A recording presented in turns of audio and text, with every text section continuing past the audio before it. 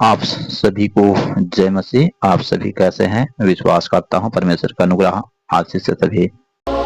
यदि आप मेरे इस चैनल से आशीष पा रहे हैं तो मेरे इस चैनल को सब्सक्राइब, लाइक और शेयर करें और नोटिफिकेशन बेल को ऑन कर दें ताकि अगला जो भी वीडियो आपके लिए डाला जाएगा वो सबसे पहले आप तक पहुंच सके और आप उससे आशीष प्राप्त कर सके। सबको जय मसीह। आइए हम कहानी को शुरुआत करते हैं। आज का कहानी है दानियल की कहानी। तो चलिए आज हम शुरू करते हैं ये कहानी। दोस्तों, आप सभी मसीह भाई बहनों को हमारी एक लेख में के माध्यम से हम आपका स्वागत करते हैं। आज इस लेख के माध्यम से हम जानने वाले हैं कि दानियल की कहानी। आज इस कहानी में मैं आपको बताने जा रहा हूं एक ऐसे व्यक्ति दानियल के बारे में जो गुलाम था। उसके साथ साथ हम दानियल के 3 दोस्तों के बारे में भी जानेंगे जिसका नाम था शद्रक, मेशक, अबेदनगो। ये भी गुलाम ही थे। इस कहानी में हम यह जानेंगे कि कैसे यह चारों लोग गुलामी की अवस्था में रहने के बाद भी परमेश्वर के वचन के अनुसार अपना जीवन जीते हैं। इन सारी बातों को आज इस लेख के माध्यम से मैं आप तक पहुंचाने जा रहा हूं। इसीलिए इस लेख को पूरा जरूर पढ़ें ताकि आप इन बातों को और अच्छे से समझ सकें। दानियल की कहानी। दानियल कौन था? दानियल एक यहूदी युवक था जो एक बहुत ही अच्छे परिवार से था। उसका संबंध यहूदी राजघराने से था, परंतु अब दानियल बेबीलोन में एक गुलाम था। उसे एक विशेष प्रशिक्षण के लिए चुना गया था और बाद में वह उस देश की सरकार का सबसे बड़ा अधिकारी बन गया। वह अपने निजी घर से बहुत दूर था, परंतु वह अपने परमेश्वर को प्रेम करने और उसका सेवा करने में भी कभी ना चूका। दानियल का राजमहल में सेवा। राजा नबूकदनेस्सर ने अपने मुख्य अधिकारी को यह आदेश दिया कि वह कुछ यहूदी बंदियों को चुन ले। उन यहूदियों का जवान व राजपुत्रा और अच्छे परिवार से होना जरूरी था। उसको सुंदर और बुद्धिमानी और अच्छी तरह प्रशिक्षित, जल्दी सिखाने वाला और स्वच्छ होना था। उन्हें यह सीखना था कि वे राजमहल में किस प्रकार सेवा करें। कार्य यह था कि वह उन जवानों को बाबुल की भाषा में पढ़ाना और लिखाना सिखाएं और हर दिन उनको राजसी भोजन और दाख मधु दिया जाता था। इस प्रशिक्षण के 3 वर्ष बाद उन्हें राजा के सामने उपस्थित होना था। दानियल और उसके दोस्तों का नाम बदला जाना। जिन लोगों को राजमहल में सेवा करने के लिए चुना गया था, उन चुने हुए लोगों को में जो युवक थे उनमें दानियल, हनन्याह, मिकाएल और आजारिया थे। वे सभी यहूदी थे। राजा के मुख्य अधिकारियों ने दानियल और उसके मित्रों का नाम दिए। दानियल का नाम बदलकर बेलतशस्सर, हनन्याह का नाम बदलकर शद्रक और मिकाएल का नाम बदलकर मेशक और जकर्याह का नाम बदलकर अबेदनगो रख दिया। इस प्रकार से दानियल और उसके 3 दोस्तों का नाम बदल दिया गया था। बाबुल में गुलामी के समय राजमहल के खाने को मना करना। दानियल की कहानी में हम देखते हैं कि दानियल ने राजमहल में खाने को खाने से मना कर दिया। उसने यह निश्चय किया कि वह अपने खान पान में परमेश्वर की व्यवस्था को नहीं तोड़ेगा।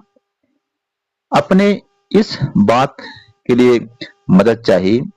परमेश्वर ने उसको दानियल के प्रति दयालु किया तो भी राजा से भयभीत था। इसीलिए उसने दानियल को कहा, राजा ने ही यह ठहराया है कि तुम लोगों को क्या खाना क्या पीना है। यदि तुम दूसरे युवकों के समान स्वस्थ ना दिखेगा तो हो सकता है कि राजा मुझे मार डाले। भोज के प्रधान को जवाब। तब दानियल भोज के प्रधान अधिकारी के पास गया। उसने उससे कहा, कृपया हमें 10 दिनों का समय देकर हमारी जांच करें। आप हमें खाने के लिए सब्जियां और पीने के लिए पानी ही दें। तब हमारी तुलना उन युवकों के साथ करना जिन्होंने राजा की आज्ञा के अनुसार राजमहल में भोजन को ग्रहण किया है। भोज के प्रधान ने उन्हें 10 दिनों का समय देकर उनकी जांच करने के लिए सहमत हो गया। जब समय पूरा हुआ तो वह उन युवकों से अधिक स्वस्थ और सामर्थ्य पाए गए जो लगातार राशि भोजन खा रहे थे। उनके बाद से भोजन के प्रधान अधिकारी ने उन्हें राजसी भोजन के बदले सब्जियां और पानी का ही सेवन करने दिया। राजा के सामने दानियल और उसके दोस्त, परमेश्वर के उन 4 युवकों ने यानी दानियल, उसके 3 दोस्तों के सीखने की बुद्धि प्रदान की। दानियल इस योग्य हुआ कि वह दर्शन सपनों का अर्थ बता सके। राजा की ओर से ठहराए गए 3 वर्षों के बाद सभी युवकों को लेकर के नबूकदनेस्सर के पास गया। राजा ने उन सबों से बातचीत की।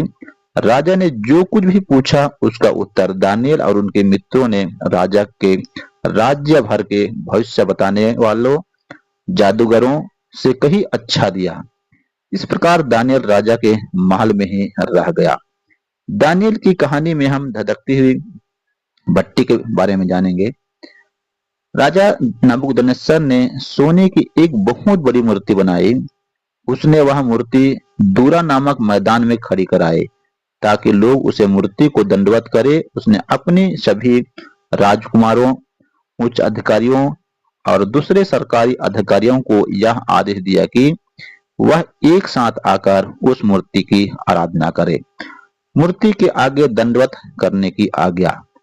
मूर्ति के आगे दंडवत करने के आदेश में यह कहा गया था कि बाजों की आवाज सुनो, तब तुम्हारे लिए यह जरूरी होगा कि तुम राजा के द्वारा खड़ी कराई हुई सोने की मूर्ति को दंडवत करो। जो कोई भी झुककर सोने की मूर्ति को दंडवत नहीं करेगा उस व्यक्ति को धधकती हुई आग की भट्ठी में फेंक दिया जाएगा। उस समय राजा के कुछ अधिकारियों ने यह चाहते थे कि वे यहूदियों पर दोष लगे। जब उसे मूर्ति की उपासना शुरू हुई तो उन्होंने आकर के दानियल के मित्रों के विरुद्ध शिकायत की। उन्होंने राजा से कहा, हे राजा, आप हमेशा जीवित रहे। आपके 3 मुख्य यहूदी अधिकारी शद्रक, मेशक, अबेदनगो आपकी आज्ञा का पालन नहीं कर रहे हैं।